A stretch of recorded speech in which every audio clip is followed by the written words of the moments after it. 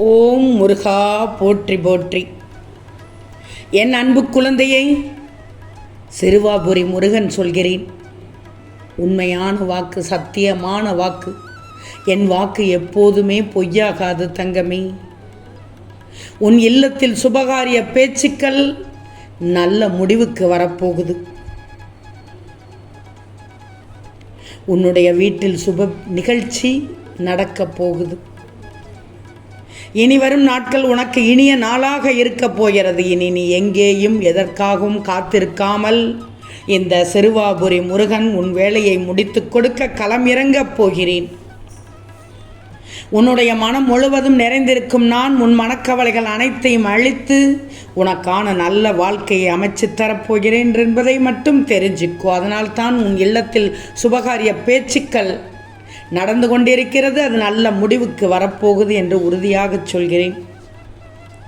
வரும் காலங்களில் எல்லாம் உன் கை ஓங்கி இருப்பதற்காகவே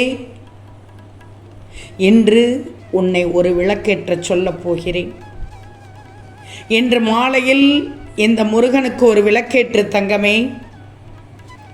உன் மனதில் அசரீரியாக கேட்டால் அது முருகன்தான், உன் முருகனே தான்.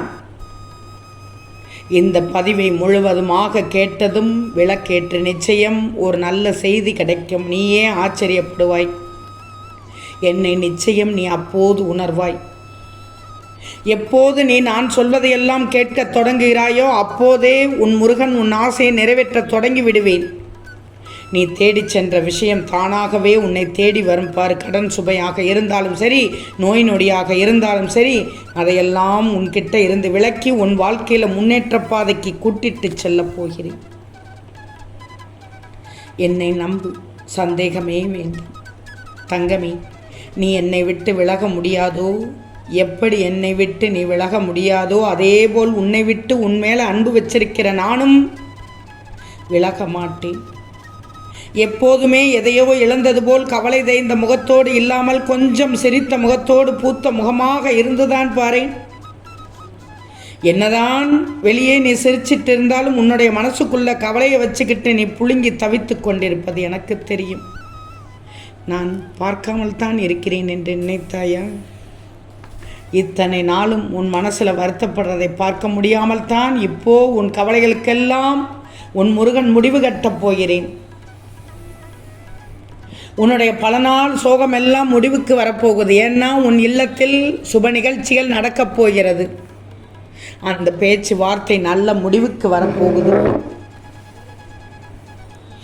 உன் மிகப்பெரிய ஆசை கனவுகளை எல்லாம் நனவாக்கப் போகிறேன் என்று சந்தோஷப்படு.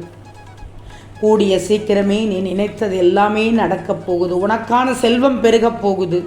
மனதில் மகிழ்ச்சி பெருகப் போகுது. உள்ளம் நிறைந்த நிகழ்வுகள் நடக்கப் போகிறது. இப்போது என் மகள் சிரிப்பதை பார்த்து நான் சந்தோஷப்படுகிறேன், பெருமிதம் அடைகிறேன். நம்பு தங்கமே. உன் வாழ்க்கையில் கல்லும் முள்ளும் நிறைந்த பாதையை நீ தாண்டி வந்து விட்டாய்.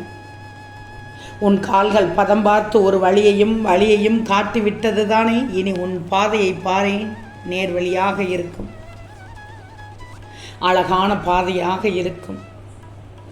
சுற்றுப்பக்கங்கள் அனைத்தும் நல்ல காற்று, தென்றல் காற்று, இளங்காற்று மட்டும்தான் வீசும்.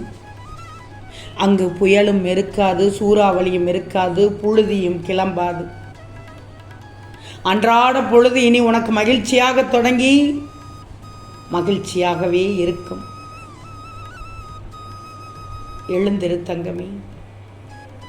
இதை கேட்டதும் ஒரு விளக்கேற்று. உன் வாழ்க்கையில் இனி பிரகாசம் மட்டும்தான். ஏன்னா உன் இல்லத்தில் சுபகாரிய பேச்சுக்கள் நல்ல முடிவுக்கு வரப்போகிறது.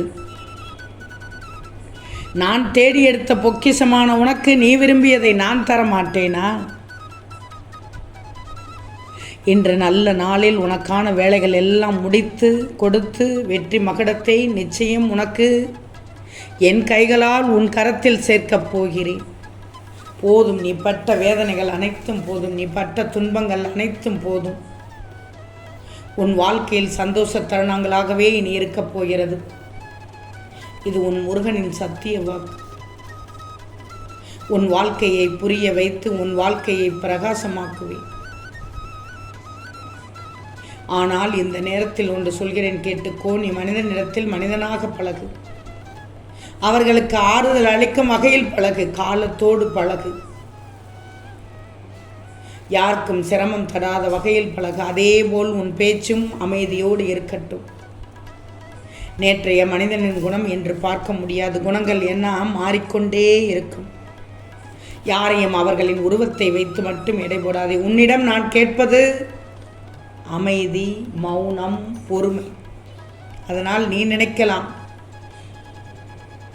முருகன் என்னை ஏறெடுத்து கண்ணெடுத்து பார்க்கவில்லை என்று. அப்படிப்பட்ட அந்த நினைவை அறவே ஒழித்துவிடு. எத்தனையோ பேர் என்னை உயிர் மூச்சாக நினைக்கிறார்கள். அவர்கள் சதா சர்வகாலமும் முருகா முருகா என்று சொல்லிக் கொண்டிருப்பதால் அவர்களை விட்டு நான் வேறு எங்கே செல்ல முடியும்?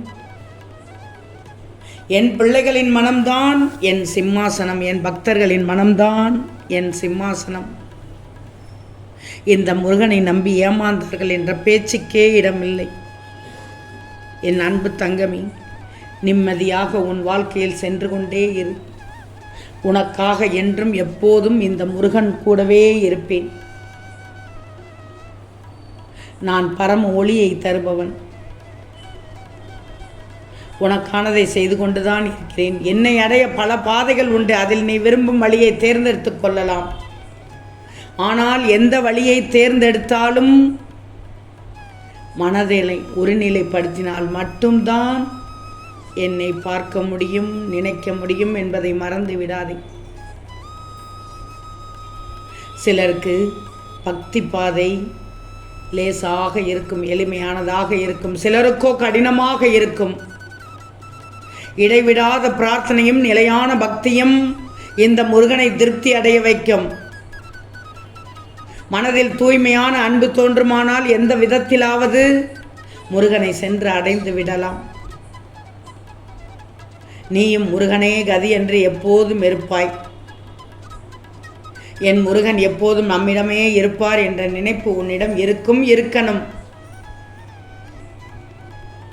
உனக்கான கதவுகளை எப்போதும் திறந்து வைத்திருப்பேன். உன் வாழ்க்கையின் பயனை பூரணமாக நிறைவு செய்வேன் தங்கமி.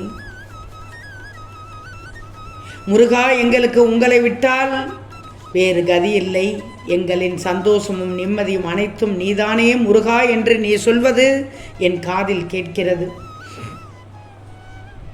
பாலைவனமான என் வாழ்க்கையில் சோலை என்று தந்து விட்டீர்கள் முருகா என்று மகிழ்ந்து கொண்டிருக்கிறாய். இனியும் மகிழ்வாய். என் வெளியில், என் வழியில், என் மனதில் எல்லாம் முருகன் மட்டும்தான். அப்படி என்றுதானே உன் மனம் சொல்கிறது. பின்னென்ன தங்கமே, உங்கள் மனதை மட்டும் தூய்மைப்படுத்தி வச்சுக்கோ. உன்னை எப்போதும் நினைக்கக்கூடிய சக்தியை தாருங்கள் முருகா என்று மட்டும் சொல்லு. நிச்சயம் நான் அருள் புரிவேன். ஓம் முருகா போற்றி போற்றி.